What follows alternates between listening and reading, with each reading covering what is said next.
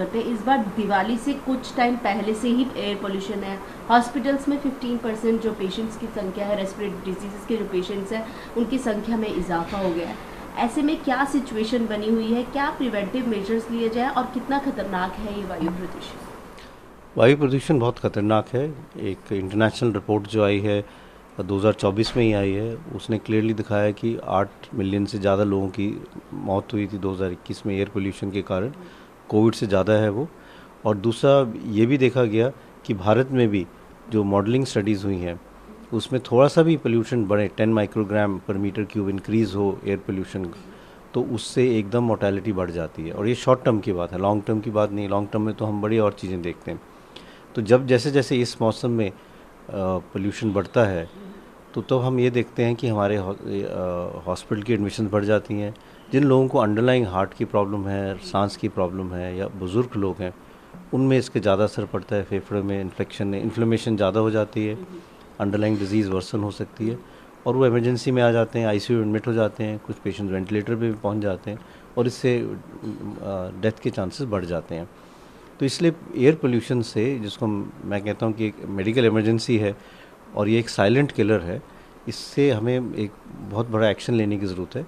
और ये एक्शन हर एक स्तर पे लेने की ज़रूरत है, चाहे वो लेजिस्लेशन हो या पॉलिसी मैटर हो, जिसमें हम कुछ ऐसे करें जिससे जो एमिटिंग सोर्स है, जहाँ से पोल्यूशन आ रहा है, उसको हम कंट्रोल कर पाएँ, उसको हम ज़्यादा इन्वायरमेंटली फ्रेंडली कर पाएँ और इस तरीके से कर पाएँ जिससे वहाँ के लिए भी इकोनॉमिकली वो बेनिफिशियल रहे और सस्टेनेबल रहे।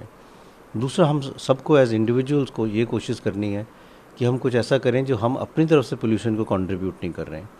तो अगर उस बच्चे जाते हैं तो कार पूलिंग कर लें, या फिर स्कूल जाते हैं तो कार पूलिंग कर लें, या अगर कहीं पास ही जाना है तो हम पैदल चल के जाएं, इन्वायरमेंटली फ्रेंडली व्हीकल्स यूज़ करें, इलेक्ट्रिक कार्स हैं। ये सब हम अपने लेवल पे कर सकते हैं जिससे हम अपना कार्बन फुटप्रिंट कम करें। और साथ साथ हमें ये करना है कि जिन लोगों को तकलीफ़ हो सकती है, जो एक्यूट अटैक्स हो सकते हैं, वो अपना ज़्यादा ध्यान रखें। जब एयर पोल्यूशन ज़्यादा है, AQI ख़राब है, तो बाहर ना जाएं। बाहर जाना ज़रूरी है तो मास्क लगाएं और बाहर एक्सरसाइज ना करें जब एयर क्वालिटी बहुत ख़राब है। और नॉर्मली अगर उनके सांस की तकलीफ़ ज़्यादा हो रही है, हार्ट की प्रॉब्लम ज़्यादा हो रही है, तो अपने डॉक्टर से कंसल्ट करें, अपनी दवाई एडजस्ट कर लें। कुछ लोग ये भी कहते हैं कि हम दिल्ली या ये छोड़ के चले जाएं। ये परमानेंट सोल्यूशन तो नहीं है, पर मेरे कई पेशेंट जो हैं वो सर्दियों में साउथ चले जाते हैं या बाहर चले जाते हैं और वो ये कहते हैं कि जब वो यहाँ पे नहीं होते तो उनका सांस की तकलीफ़ जो है वो कम हो जाती है। सर, जैसे कि आपने कहा कि कई ऐसे कंट्रीज में क्या प्रिवेंटिव मेजर्स लिए जा सकते हैं? तो बहुत कंट्रीज़ हैं। लंदन में हम देखते हैं 1952 में लंदन स्मॉग हुआ था।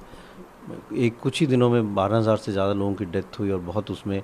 और अगर हम तब की फ़ोटो में देखें तो आजकल जो दिल्ली की फ़ोटो हैं वो वैसी ही लगती हैं। लॉस एंजलिस में भी पोल्यूशन का काफ़ी ज़्यादा इफ़ेक्ट था, मेक्सिको सिटी में भी।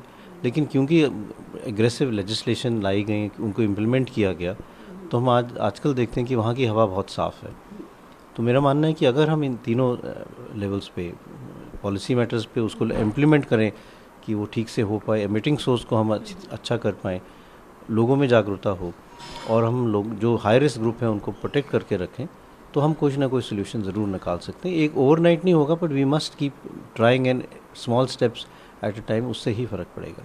सर, एक और सवाल है। स्वाइन फ्लू के पेशेंट्स के इस बार लंग्स पहले से ही ज़्यादा इफेक्ट हो चुके हैं, ऊपर से एयर पोल्यूशन कितना ज़्यादा खतरनाक है सर? तो इसमें डेटा भी है, H1N1 का भी है, कोविड का भी है, और वो डेटा इटली से है, न्यूयॉर्क से भी है, कि जिन लोगों को ये दोनों चीज़ों का असर होता है, मान लो आपको एक वायरल इन्फेक्शन हो गया और आप एयर पोल्यूशन से भी एक्सपोज्ड हैं, आप उस जगह रह रहे हैं जहाँ एयर क्वालिटी ख़राब है, तो एयर क्वालिटी से आपके लंग में ऑलरेडी सोजिश है, इन्फ्लेमेशन है, उसके ऊपर आपको एक इन्फेक्शन हो जाए, स्वाइन फ्लू या कोविड, तो उससे एकदम डिटेरियोरेशन ज़्यादा होता है और सिवियर केसेस, सिवियर निमोनिया के चांसेस बढ़ जाते हैं और हॉस्पिटलाइजेशन के चांसेस भी बढ़ जाते हैं। तो इसीलिए इन लोगों को बहुत ज़्यादा ध्यान रखने की ज़रूरत है।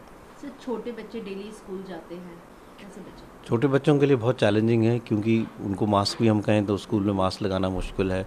वो बाहर खेलना भी चाहते हैं। उनके लिए यही मैं कहूँगा कि वो स्कूल्स ऐसा एनवायरनमेंट क्रिएट करें कि वहाँ ग्रीन ज़्यादा हो, ग्रीनरी ज़्यादा हो।